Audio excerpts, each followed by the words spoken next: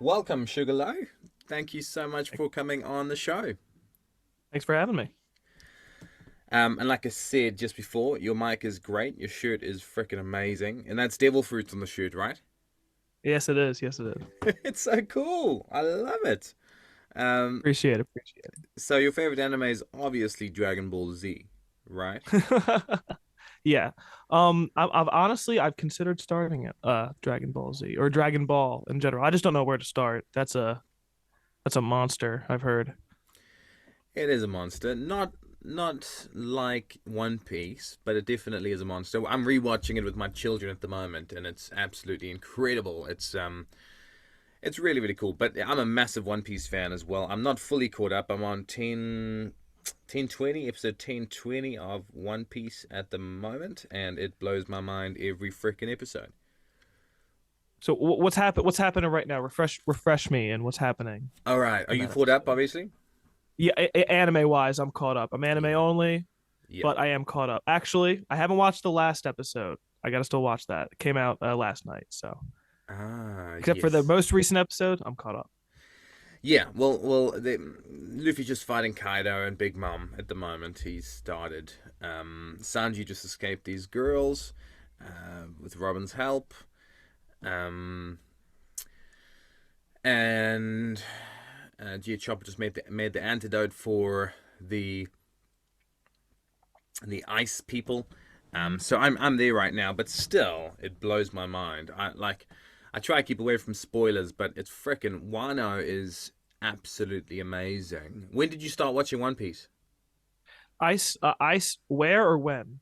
When? Oh, when? Okay. I started watching One Piece around the end of high school, beginning of college, so around like 2016, around then, and that was my first anime. I'd never watched any anime before. I didn't know really anybody who watched anime. I had watched like an episode or two of Attack on Titan, which on the bootleg on like a bootleg site, which I'm pretty sure was Crunchyroll on mobile at the time. I had no idea what I was doing.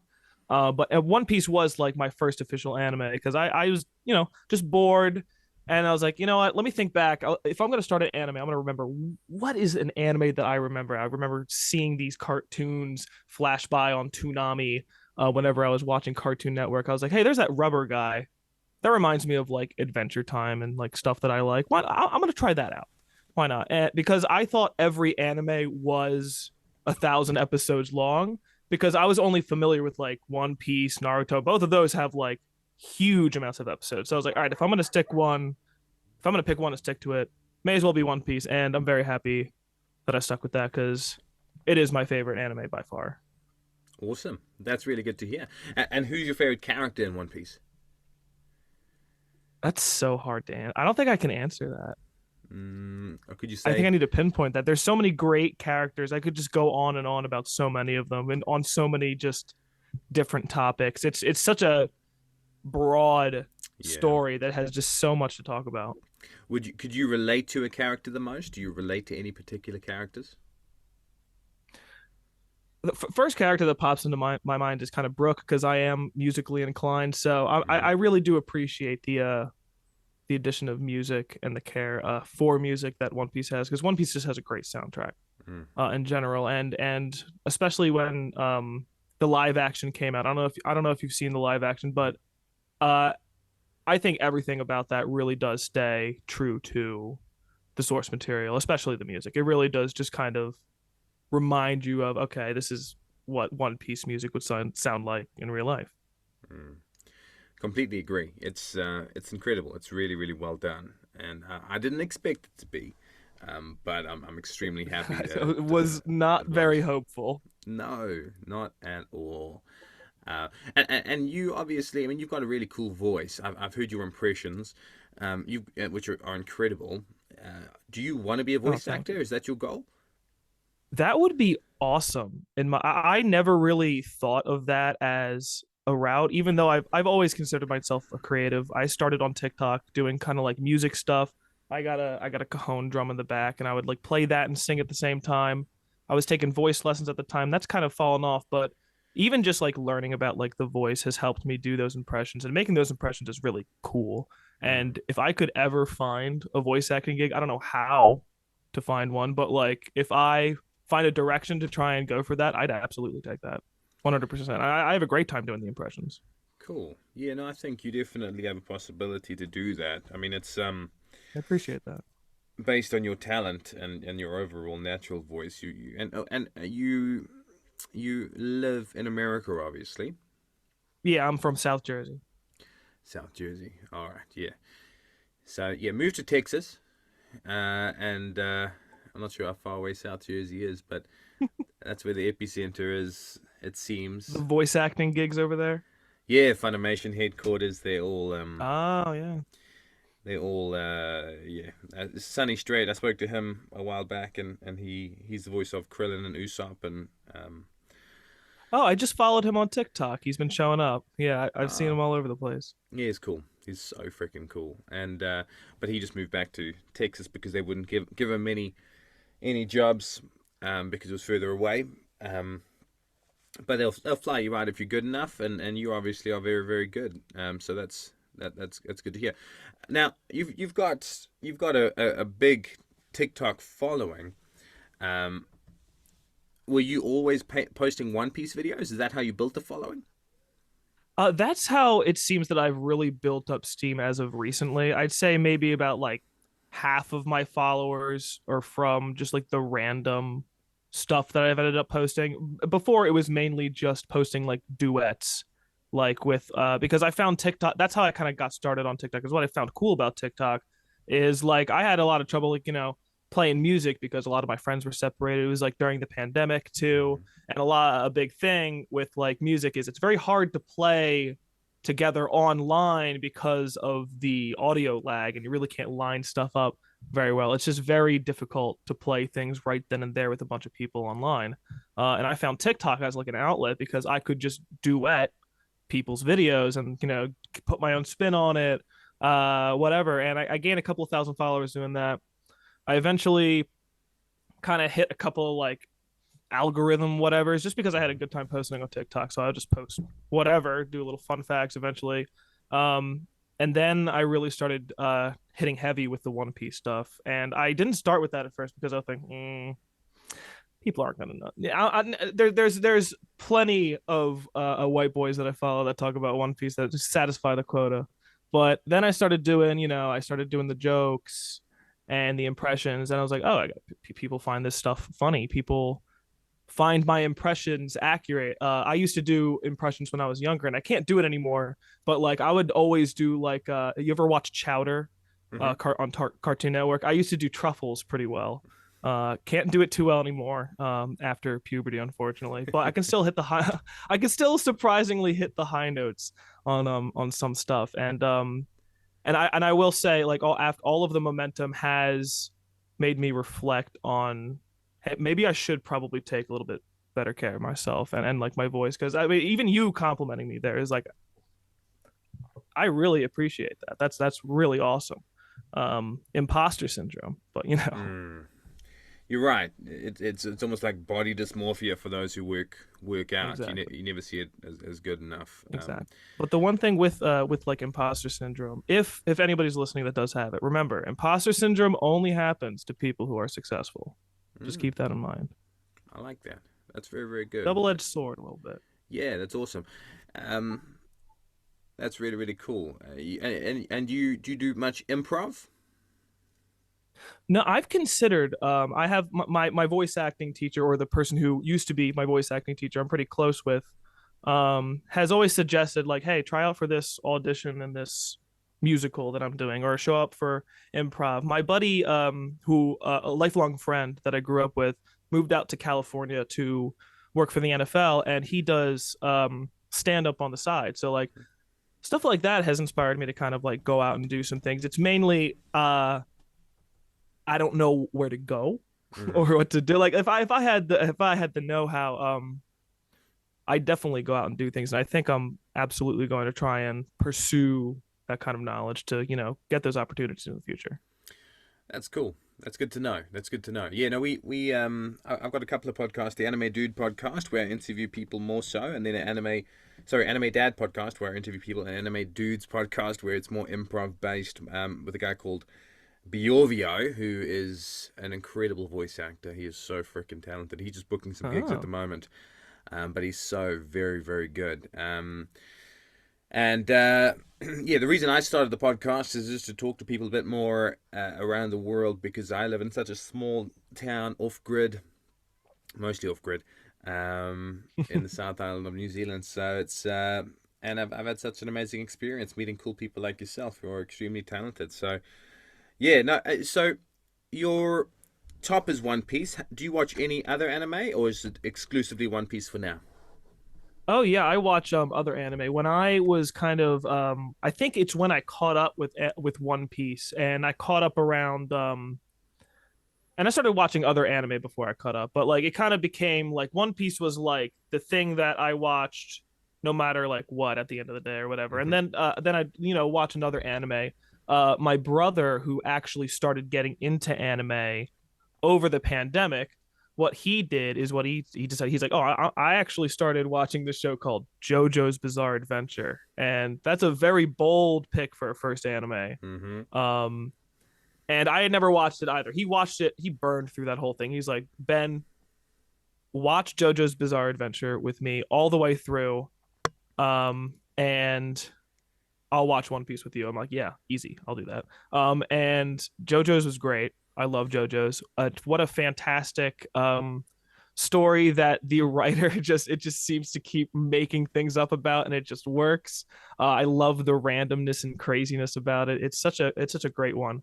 But another thing that I like to talk about is I like since I feel like I grew up to be kind of like more of an adult before I got into anime. Like I started watching it before college. I was like, you know what? I kind of misunderstood a lot of stuff about anime. There's definitely some things a part of anime culture that is weird and should be talked about and addressed and such like that. But I think overall, people really kind of have a at least had a very negative outlook on anime. At least like maybe like 10 or so years ago when I started watching it.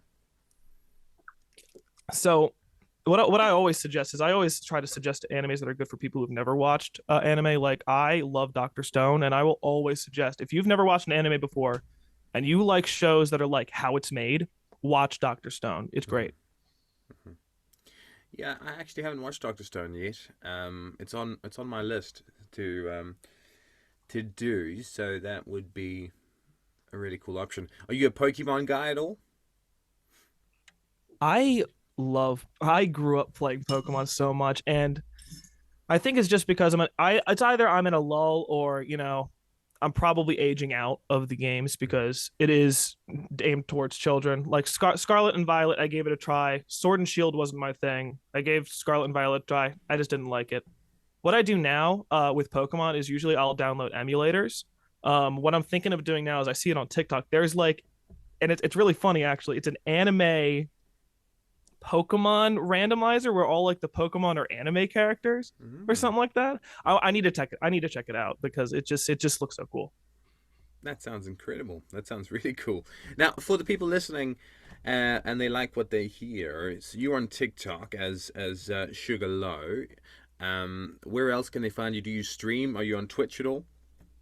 I am on. I do have a Twitch. I don't really stream too much on there. SugarLo. I also have a YouTube by the same name, SugarLo. I have some gaming videos on there. I just splice together some edits that I just record myself playing the games that I like, and sometimes they're like horror based, I guess. And I'll just like splat edits together of myself, little memes and such. I just find it funny. It's really for myself more than anything, but I have considered making longer form content on YouTube, like regarding One Piece and regarding other stuff.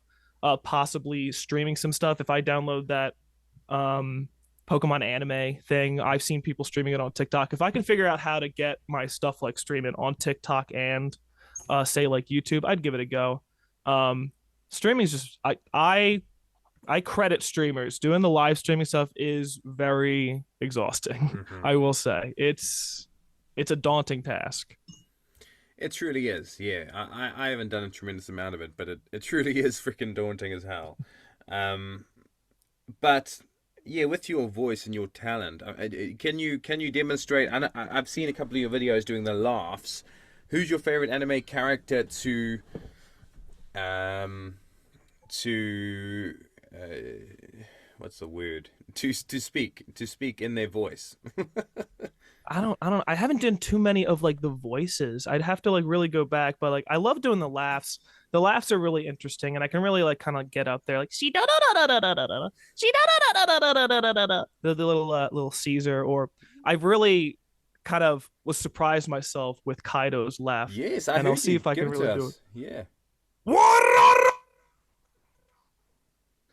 And it's I should start speaking Spanish with the way that I can roll my tongue, I think. But um which I've heard the Spanish dub of One Piece is very enjoyable. I've considered rewatching One Piece and I might choose that. But um I think I can do the Blackbeard. Really surprised me when I tried that one at first, mainly because I don't find my voice as raspy. I usually have that like that preppy high school musical kind of like, so when I can go and just do the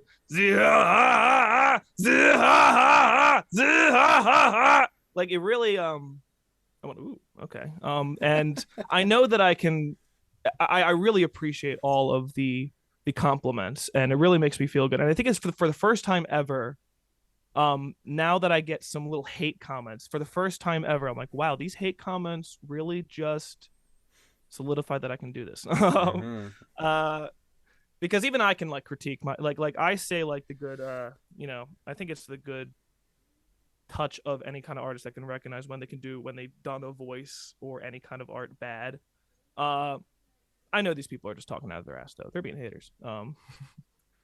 That's what I happens. really do appreciate the kind words, and it's really motivating me to kind of do better, do more, and kind of like put. I don't know if you reached out or how you found out, but I did make a post that I was on. I got reached out to go on the other podcast. I was like, why not? I'll make a post. Hey, if you want me to go on your podcast, I'll speak about stuff. Why not? I'm gonna Yep. branch out. That's how you popped on my page, and that's where Awesome. how I saw your content. I saw that video first, and I was like, "Frick, great! I need some new guests." Um, so that was incredible. Yeah, no, it definitely worked out. Then I started scrolling through your page. There are a tremendous amount of really really talented people who do fan dubs, and I think that'd be a good option for you as well, doing some fan dubbing of One Piece characters because your range is real good.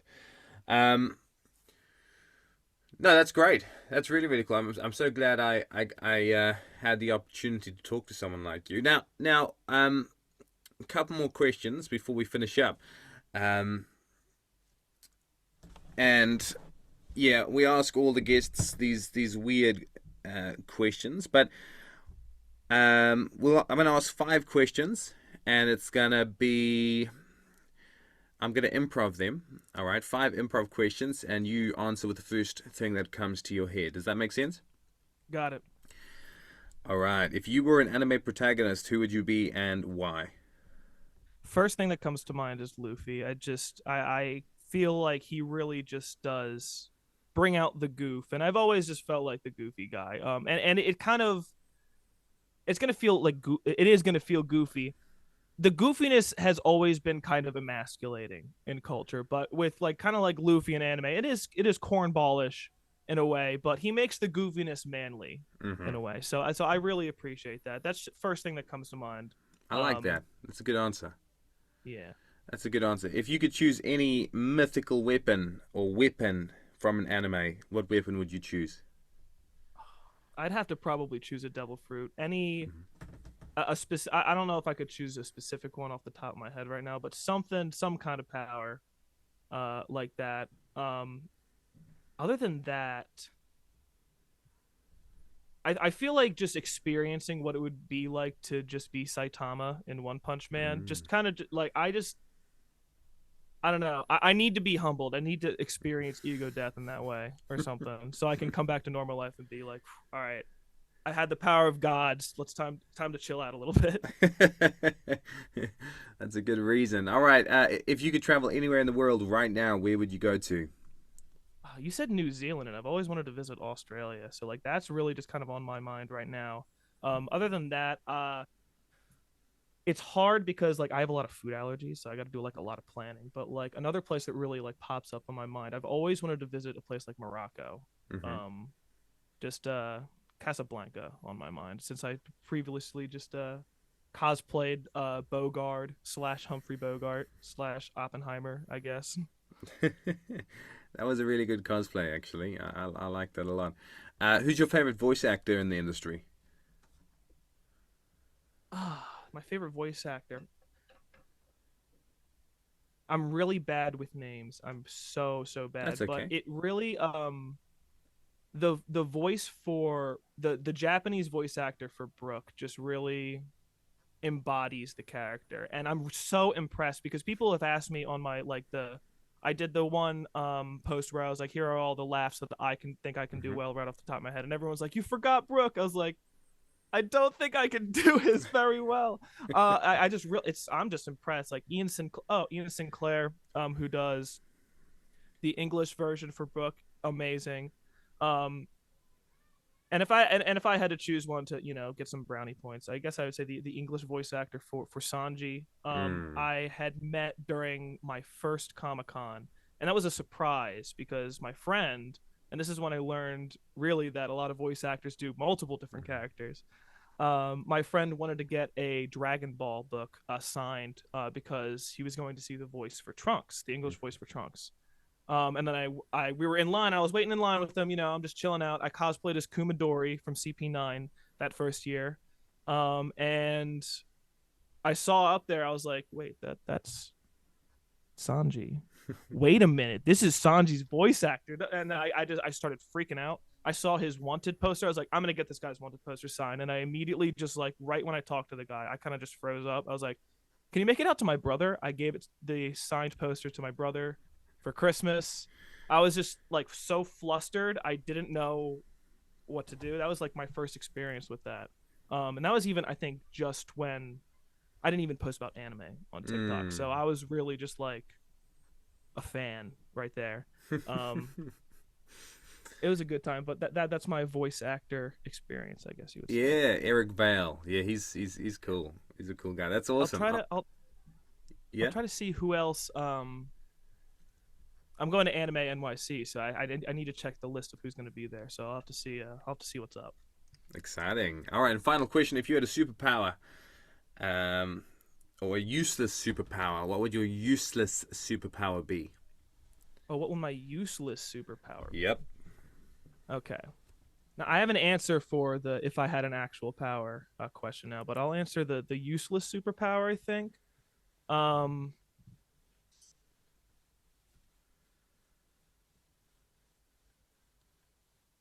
I would love to like just be able to blank out and just like that, like like Luffy when he just blanked out in Skypiea, Yep. like that, but